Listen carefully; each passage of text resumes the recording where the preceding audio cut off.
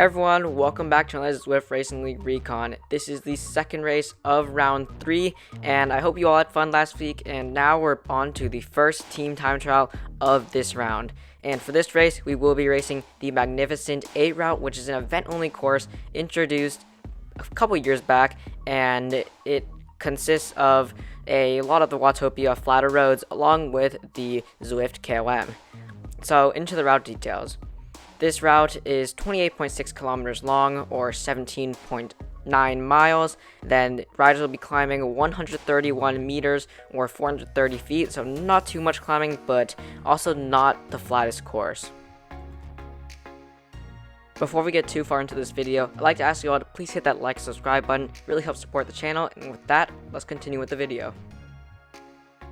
Overall, the course is going to be a pretty quick course for most riders, lasting likely less than 45 minutes for almost all the categories, and in the mid-30s for the top category A riders. And this route is pretty flat aside from that KOM, and we're going to be diving into all the details about this course with a full recon of the key sections, because I felt that it was not necessary to include all the bits of flat strips that really aren't that necessary to go over, because they're really just staying pan flat and there's not much to talk about on those sections. This course is pretty flat, so the best bike is going to be a TT bike with the disc wheel, and then the frame is going to vary based off of your level and which bike you prefer. They're all going to be around the same speed, but the Cadex TT bike is going to be the fastest, with the Scott Plasma RC Ultimate and the Felt IA 2.0 being second fastest. That's about it for bike choice, so now back to the recon. As usual, the key to having a successful team time trial is to have a good system going of how long people are taking pulls, so having good organization and also being able to pace really well is going to be extremely crucial on a course like this, with a few climbs included on the course. The first key section comes right here, which is this dirt climb that leads into the Italian villas area, and it's a short climb of around 1 minute, and just make sure you do not go too hard, because short efforts like these are what burn your legs out and cause you to kind of have poor pacing and eventually blow up later on in the team time trial.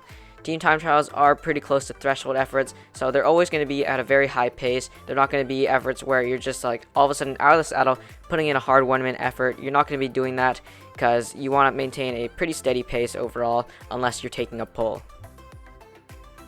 After that, you'll head through some rollers and into this area here, which is the reverse KOM. The reverse KOM is in Watopia, and it is a pretty long KOM. Not the reverse KOM, it's just the traditional KOM, and it's going to take riders probably around 4 to 6 minutes depending on the category, and really just having solid pacing on this is going to be very important. There is lots of time to be gained on this, but there is a lot of time to be lost if you do not pace well.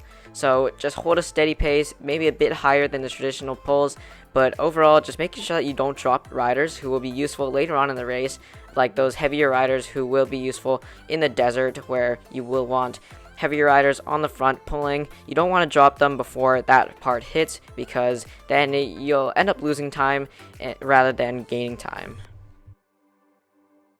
Coming over the top of the KOM here, it is important to note that riders will not be getting power-ups this time. WTRL have changed that back to traditional, no power-ups for team time trials. Now on this descent, be sure to stay tight and really just make sure you don't fall out of that draft, because once you lose that draft, it's insanely hard to come back, and I am not joking about this. You really need to make sure that you stick together as a tight bunch, because if you drop one rider who is really important to your team, you'll have to wait and it'll just lose you a ton of time.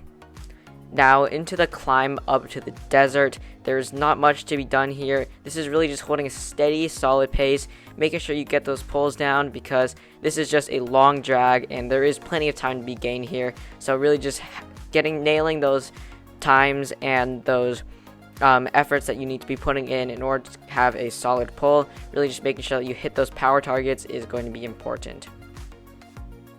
After that, you'll have a technical free 6 miles of the desert.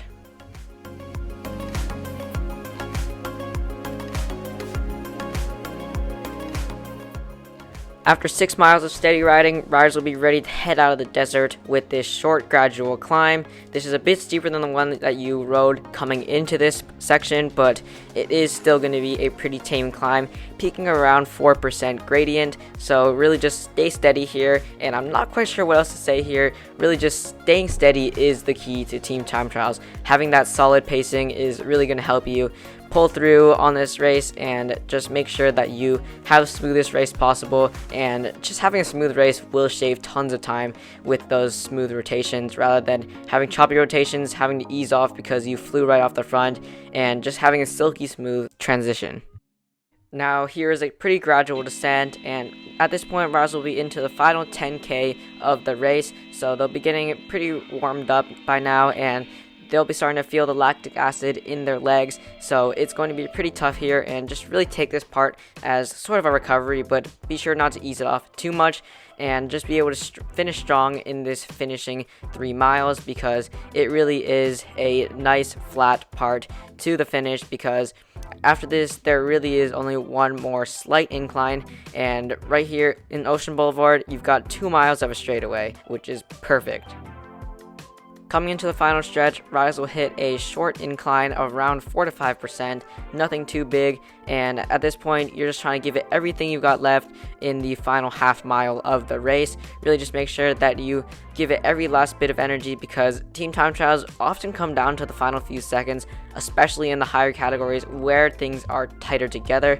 So really just think about how gaining 1 extra second could gain you more points in the GC and help you move up overall in the series, which will help you get into those WTRL championships starting strong, and really just do it for your team. Unfortunately, I do not have too much insight to give with team time trials, but next week for the scratch race on Innsbruckring, I'll have a lot more insight to give, and that will be releasing on Tuesday, so be sure to check that out. And thanks for watching. Please leave a like, subscribe, and see you all next time. Ride on and good luck.